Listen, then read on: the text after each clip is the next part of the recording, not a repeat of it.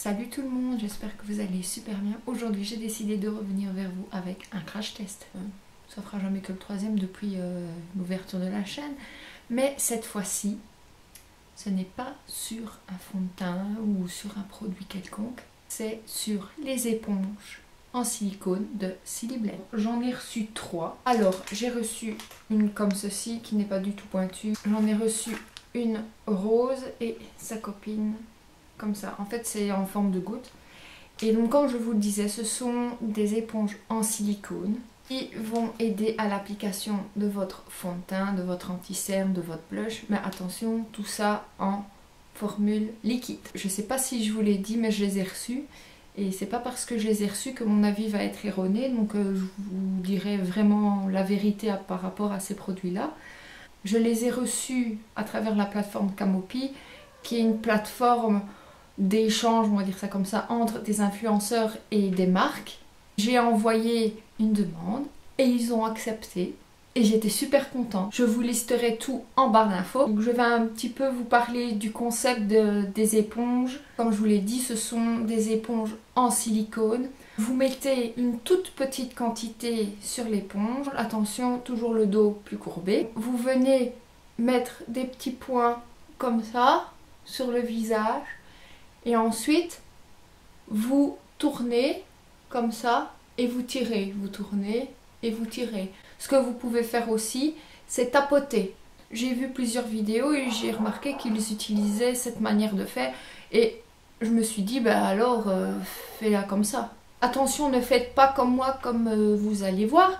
J'ai mis trop de produits, alors que j'ai mis une pompe, même pas. Sur le site de Siliblend, il est écrit que c'est une texture innovante en silicone transparent et non absorbant. Comme vous le savez, avec les pinceaux et les beauty blenders, ça absorbe à mort le produit, donc vous en perdez. Avec cette éponge, pas du tout. C'est quelque chose de très doux, de très lisse, quelque chose de très facile à manier.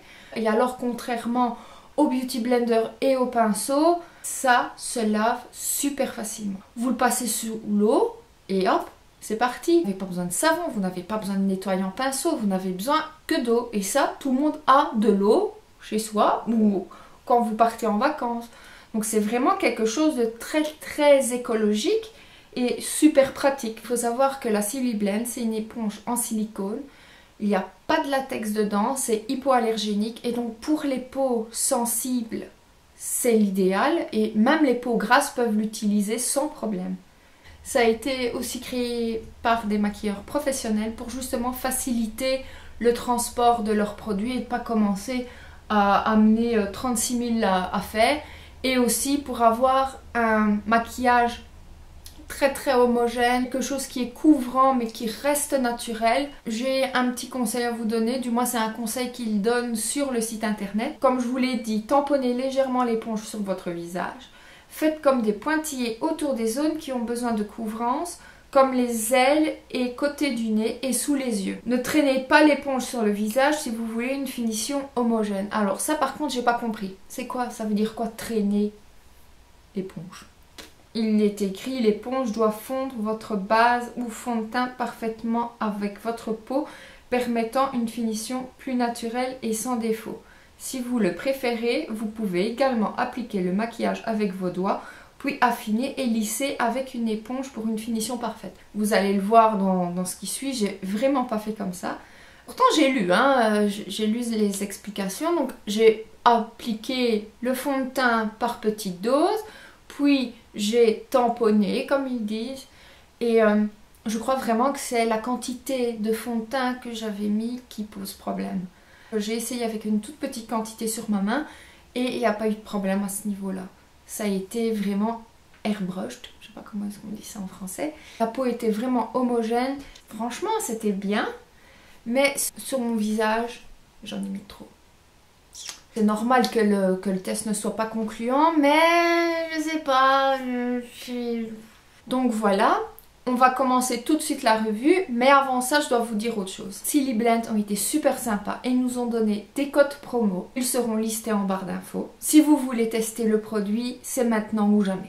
Après 10 minutes à m'être battue avec le sachet, j'ai enfin pu l'ouvrir. Et l'éponge est là. Je vais d'abord mettre la base de Marc Jacobs. Je mets toujours une base, donc je vois pas pourquoi est-ce que là j'en mettrais pas. Ils disent d'appliquer une pompe sur le dessus de la Silly Blend, et donc c'est le dessus plus courbé. En fait, ils disent de poser et de faire comme ça, petit à petit. Oh, clairement, oh, ça fait bizarre comme sensation.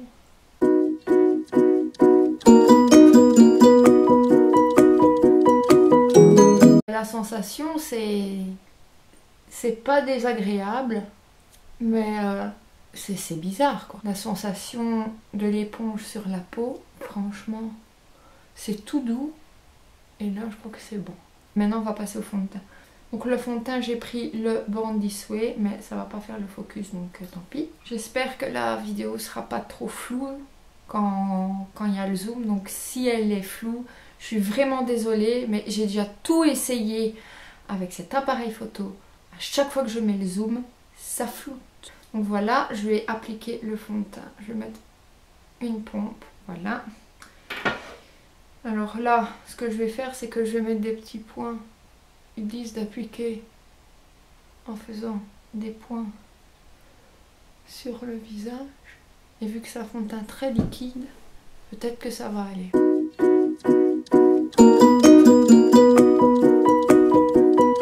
J'en ai clairement mis trop. Même une demi-pompe, c'est pas... Enfin, même une pompe, c'est trop. Je vais prendre mon miroir, comme ça je vais peut-être mieux voir, parce que sur le retour écran, je ne vois pas bien. Oh, clairement. Oh, il y en a trop. J'en ai mis trop.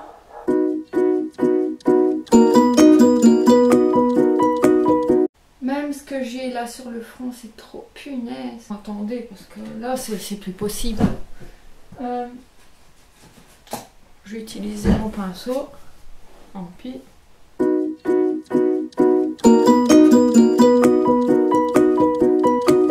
J'ai mis une pompe quoi. Donc qu'est-ce qu'il va falloir que je mette? Une demi, un quart parce que c'était 3 fois trop quoi. J'ai un chouïa de produit encore sur mon épaule, donc je vais essayer avec l'éponge.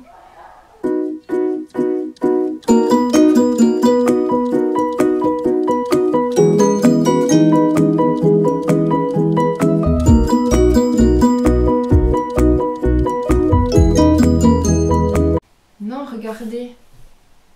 Et pourtant, je tapote et je tire, je tapote et je tire. Enfin, c'est comme ça qu'on l'applique. J'ai vu des vidéos, j'ai regardé des vidéos, j'ai vu qu'on appliquait ça comme ça. Je comprends pas pourquoi. Et je tire. Pour moi, ça fait plus. Et si je faisais ça? Ah non, ça fait de la micro-exfoliation après. Bon, bah, application pour le fond de teint, je suis pas du tout convaincue.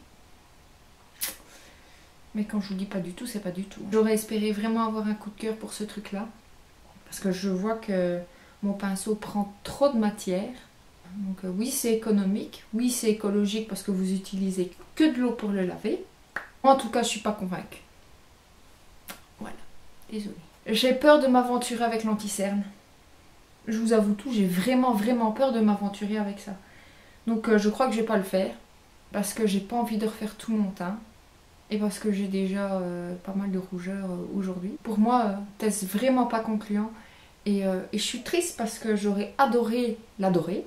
Et c'est pas le cas. Vous l'avez vu, le test n'était pas très concluant. Par contre, je suis persuadée que c'est de ma faute. Parce que j'ai mis trop de produits, j'ai mis trop de fond de teint sur l'éponge. Alors que j'avais mis juste une goutte. Apparemment, c'était déjà trop. Je vais voir, je vais quand même essayer de l'apprivoiser parce que le concept me plaît énormément. Peut-être que je vous referai une autre vidéo ou un autre article ou peut-être une autre impression sur Snapchat ou sur Twitter. Donc n'hésitez pas à me suivre sur les réseaux sociaux. Mais là, j'ai essayé de l'appliquer en tapotant comme il le disait. J'ai essayé de le mettre en tirant. En faisant des ronds, je suis pas convaincue. Maintenant, je vais quand même essayer de l'apprivoiser et j'arriverai. J'espère. En fait, j'adore le concept et j'ai pas envie de laisser les éponges pourries, entre guillemets, comme ça, paf. J'ai vraiment envie d'essayer et ce n'est pas parce que la première fois n'est pas concluante qu'il faut s'arrêter. Voilà, il faut persévérer dans la vie. Moi j'ai envie de persévérer avec les Silly Blend, donc je vais y arriver. De toute façon, je vous tiens au courant sur les réseaux sociaux. Voilà, la vidéo est terminée. J'espère que ça vous a plu. Si vous voulez, vous retrouverez aussi un article par rapport à la Silly Blend en barre d'infos. Et voilà, et jusqu'à la prochaine vidéo, je vous fais des gros bisous et je vous dis à bientôt, salut!